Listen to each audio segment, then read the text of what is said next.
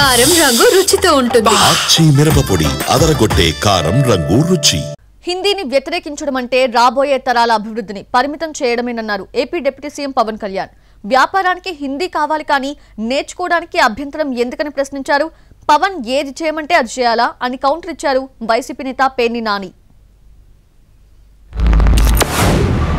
హిందీ వద్దనుకోవటం, హిందీని వ్యతిరేకించటం రాబోయే తరాల అభివృద్ధిని పరిమితం చేసినట్టు. ఒకరితో కలవడం అంటే, మన హిందీని నేర్చుకోవడం అంటే మన ఉనికిని కోల్పోవడం కాదు, మనం మరింత బలం చేకూర్చడం. మనం ఇంకొక భాషను అంగీకరించడం అంటే మనం ఓడిపోవడం కాదు, కలిసి ప్రయాణించడం. హిందీని రాష్ట్ర భాషగా అడగటం అంటే, రాష్ట్ర భాషగా ఉండటం అంటే it is not a submission, it is an edition.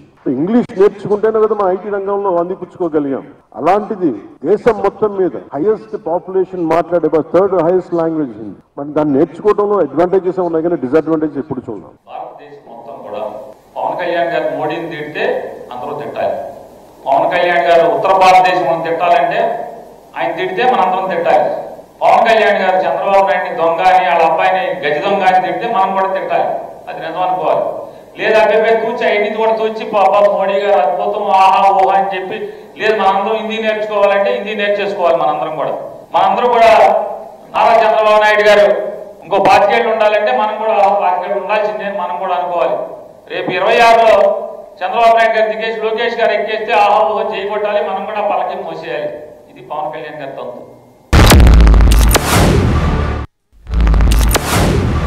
Hindi వద్దనుకోవటం, హిందీని వ్యతిరేకించటం రాబోయే తరాల అభివృద్ధిని పరిమితం చేసినట్టు. ఒకరితో కలవడం అంటే, మన హిందీని నేర్చుకోవడం అంటే మన ఉనికిని కోల్పోవడం కాదు, మనం మరింత బలం చేకూర్చడం. మనం ఇంకొక భాషను అంగీకరించడం అంటే మనం ఓడిపోవడం కాదు, కలిసి ప్రయాణించడం. హిందీని రాష్ట్ర భాషగా అడగటం అంటే, రాష్ట్ర భాషగా ఉండటం అంటే it is not a submission, it is an edition.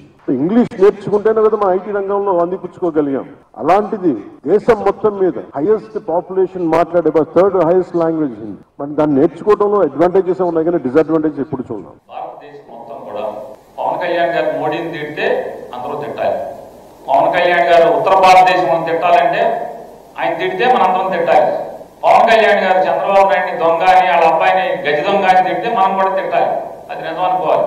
లేదా అబ్బాయి తూచి ఐదు కూడా తూచి పాపా మోడీ గారు అద్భుతం ఆహా ఊహా అని చెప్పి, లేదు మనందరం హిందీ నేర్చుకోవాలంటే హిందీ నేర్చేసుకోవాలి. మనందరం కూడా నారా చంద్రబాబు నాయుడు గారు ఇంకో 5 ఏళ్ళు ఉండాలంటే మనం కూడా 5 ఏళ్ళు ఉండాల్సిందే మనం కూడా అనుకోవాలి.